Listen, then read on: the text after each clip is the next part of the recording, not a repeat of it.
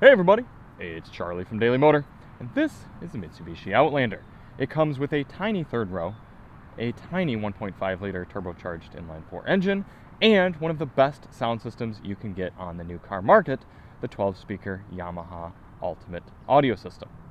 And after spending a week with the car, I'm frustrated because there's so much here that could be molded into one of the best and most recommendable vehicles on the new car market today.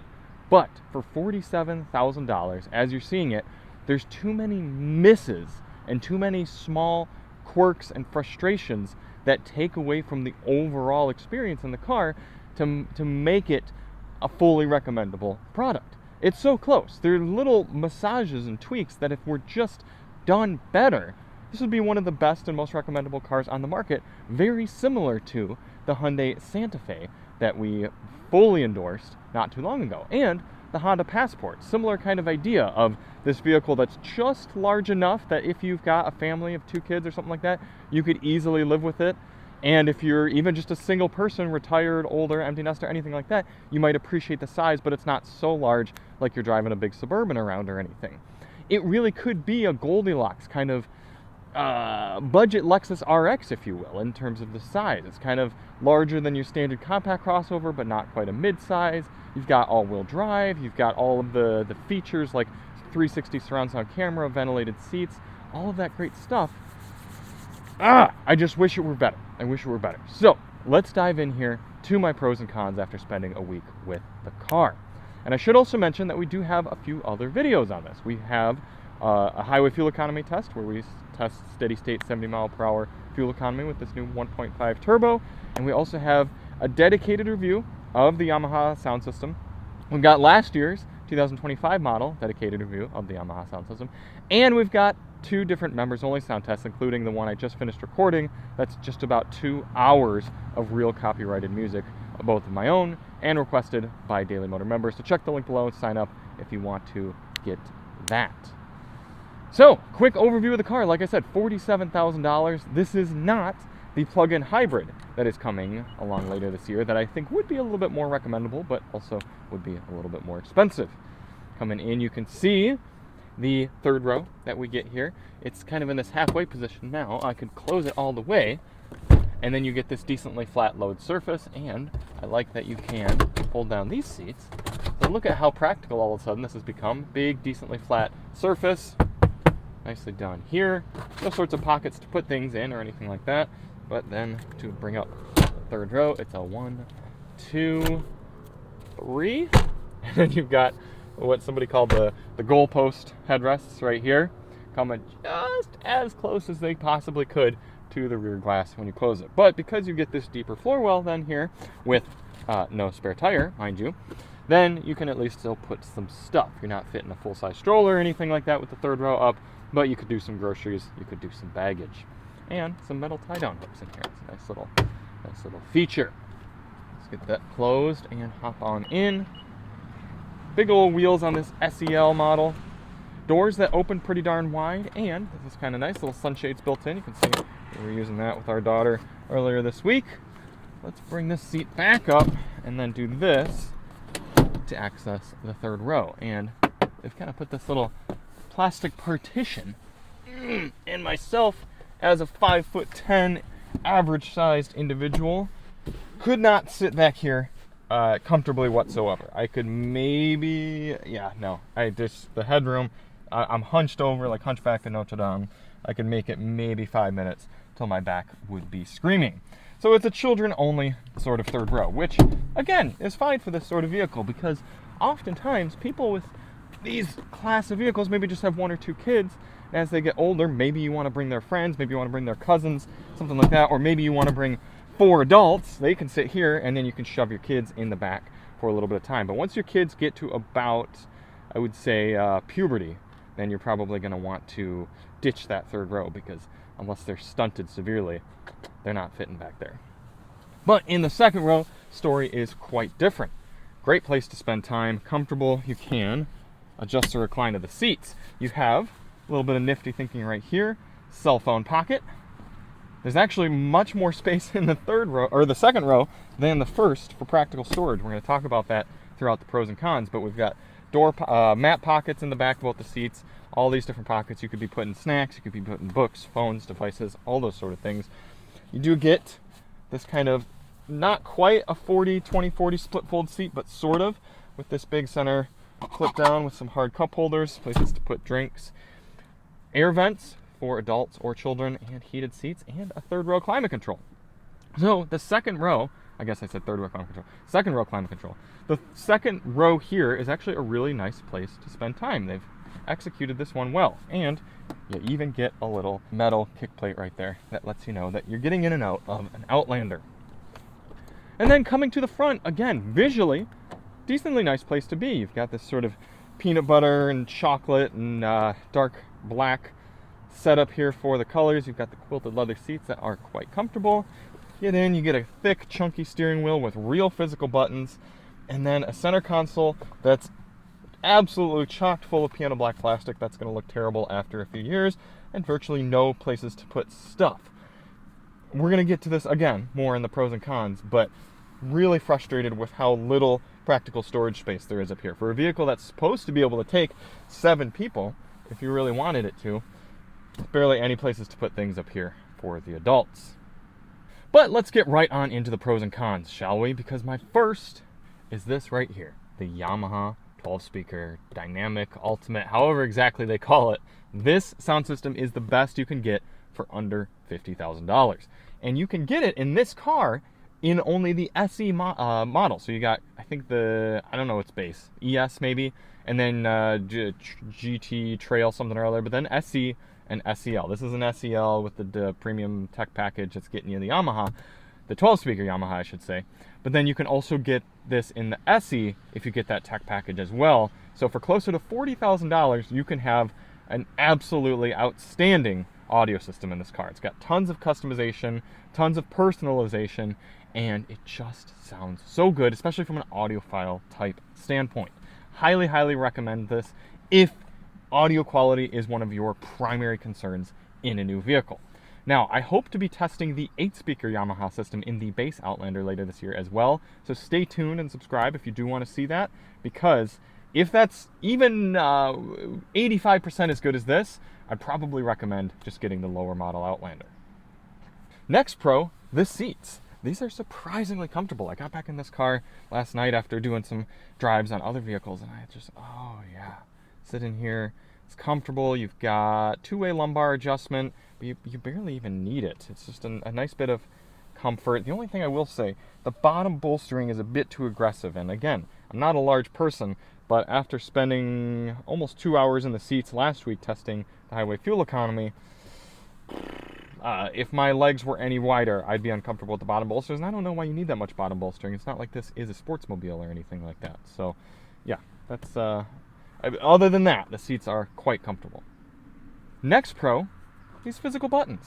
I like how many physical buttons there are around the cabin, including even physical volume knob, great accessibility for both driver and passenger, physical track controls, physical button for your camera, nice, very straightforward here, dual zone climate control, physical controls, drive modes, taking up a lot of space, but it's there, and real physical buttons on the steering wheel. Aside from some capacitive buttons up here that I actually don't really mind too much, I'd prefer to have physical buttons, but not the end of the world because you don't use these all that often.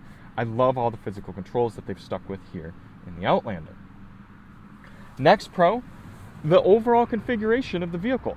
Despite this being such a limited use third row back here, I appreciate that they have it because, again, for this class of vehicle, if you don't have 3+ children, you probably only need, usually, 4 seats in your car, and there's plenty of space back here and everything, but every now and again, you might want to use a third row. You might want to have that extra functionality in there. So I kind of like how that's laid out, and I like how easy it is to put the seats up and down and to mess everything around, and you got the roof rails if you want to put extra stuff up there. I like the all-wheel driveness. The overall versatility of this package is really nice, and that's why these larger compact or smaller mid-size crossovers end up floating up near the top of my DM leaderboard rankings, is because they just provide so much functionality to so many different people. Same applies here to the Outlander. The last pro is the warranty. You get a 10-year, 100,000-mile powertrain warranty on this car. So if you are concerned about the longevity of this little 1.5-liter turbo underneath the hood, you've got a 10-year warranty to help ease that anxiety. And then it's still a 5-year, 60,000-mile bumper-to-bumper warranty as well. So theoretically, you could buy this for your family and have peace of mind for a long time that things are going to be okay. Now, you've got to be close enough to a dealer that's actually still in business. We're going to talk about that here in the cons. And my first con is the interior practicality. This has been the biggest stick-up point for me throughout my week with the car. This is obviously geared toward being a family type of vehicle.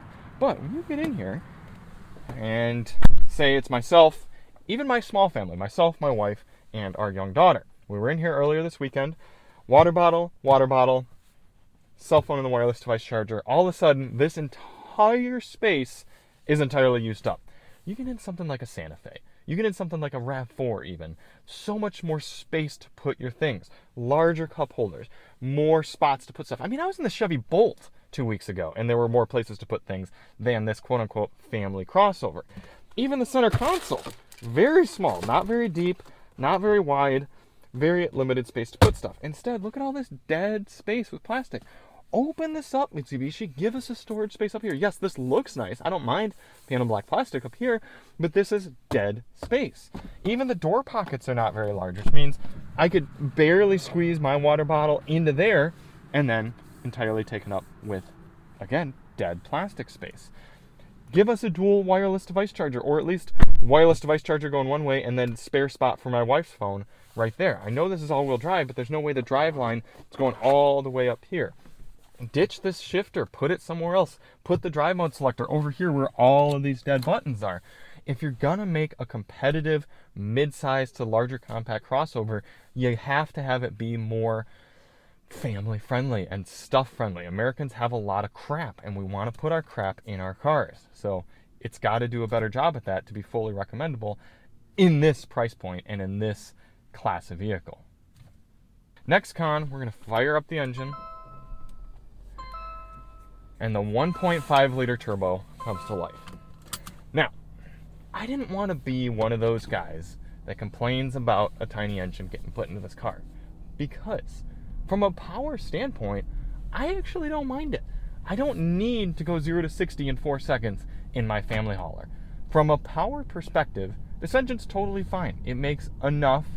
Yeah, if you were loaded up with people, you had some gear, and you were going up through Denver, you're going to be foot to the floor up some of those mountain passes. But some people don't need to be going that fast, and for them, this is going to be totally fine. Where I draw issue is the general graininess and unrefined nature of this engine. The 2.5 in this car previously wasn't fantastic at that either, so it's not like we really lost anything. But compared to some of the engines, again, that you can get from competitors, I mean, I know Honda Passport and Hyundai Santa Fe are both a bit larger, but not that crazy more expensive either. You're getting V6s, you're getting hybrid powertrains that are very, very smooth, very, very efficient. This, you're getting this tiny little engine, not very powerful, not very quiet, not very smooth, and still not very impressive from a fuel economy standpoint. We got 30 on the highway, which isn't any better than the 2.5 liter, but okay, fair enough. Not that bad for a vehicle with this sort of functionality and all-wheel drive. But around town, over the last 120 miles, I've been 22.3. Also, take a listen. Ready? Ooh. Well, there we go. It fully shut off. That shutter back there, hopefully you could hear it kind of rattle. That was the engine. That wasn't bumps or anything in the road. This thing, when it shuts off around 5 miles per hour or so, sometimes you really feel the shudder of it coming offline, and then coming back on is usually a bit smoother. So despite this being a mild hybrid, and despite this not being a very large engine, you hear and feel it a lot more than I would like for a $47,000 car. Now, when we get something like a little 1.5 liter, 1.4, something like that, in something small and cheap like a Chevy Trax, not that big of a deal. I mean, I'm not expecting to drive that car as long, and I'm not paying nearly as much. So my standards for what that engine should feel and act like, much different. But compared to some of the competitors around this price, this is not a refined powertrain. And then speaking of the price, that's the next con. The overall price, $47,000 for this. It's not a steal where I could say, all right, yeah, I don't care for the engine, I don't care for the interior packaging, but man, what a deal this car is. Now again, maybe if you get to one of the more affordable options, and if we test that 8-speaker Yamaha and it really is great, then sure, maybe if you go to your local Mitsubishi dealer, if it is local, and get this for $40,000 out the door, then it's a very practical car for that price point, and I would say, yeah, go for it. But at $47,000 for this, it's really hard to recommend it over so many of the other cars that cost the same, if not less. Next con, this might sound silly, it's the smell. I wish you all could have smell vision from YouTube or something, but every Mitsubishi I get in has a certain smell to it that's, and I should say, most new cars have a kind of a characteristic smell. You could put me blindfolded into a new Ford or into a new GM, and I'd be able to tell you what car I'm in based on how it smells. Mitsubishi has a smell, and it's not good. It's not awful, but it's not great either. So go to your local Mitsubishi dealer maybe sometime, hop in a few Outlanders, a few Eclipse Crosses, something like that, and you're sure to pick up on what I mean. It's not a satisfying new car smell by any means. The last con, and potentially the largest con for this car, is the dealer availability. Sure, you get a 10-year powertrain warranty, but for me here in Orange County, California, one of the most populated and admittedly well-to-do areas in the country, I would have to drive with no traffic 45 minutes in one direction to get to my nearest Mitsubishi dealership. I have probably probably more like 5 different Ford, Chevy, and Toyota dealerships within that same radius. Probably even more than that, to be honest with you. So even if I just wanted to go and check out a new Outlander, that would be nearly a whole day's endeavor for me, a half day, when you consider driving there, dealing with the dealer, going in, checking out the cars, going for a test drive, talking numbers, leaving, everything like that. There were Mitsubishi dealerships closer, but they've been closing lately.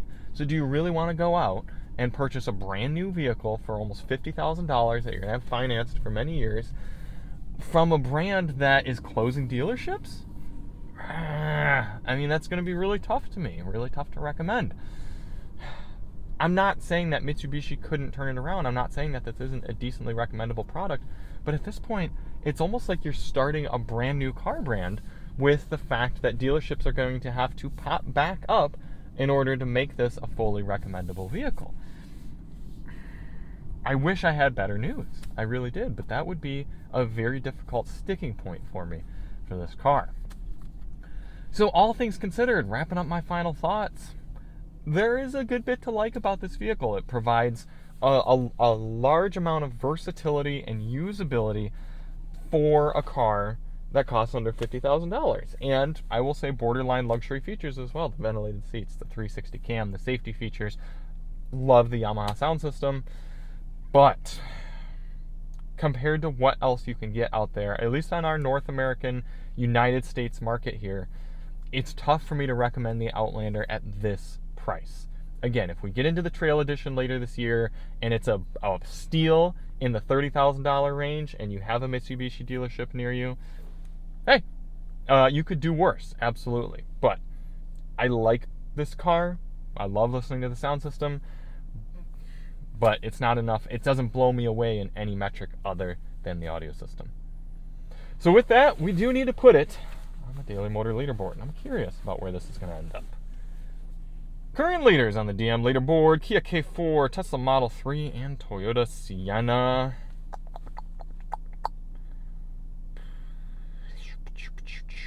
This is going to go... Man, I put the Outback pretty low. I thought I remembered liking the Outback better than that, but I guess not.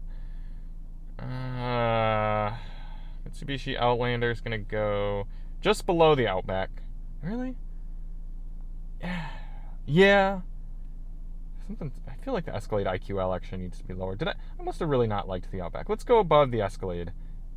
No, we're going back below. Below the Outback.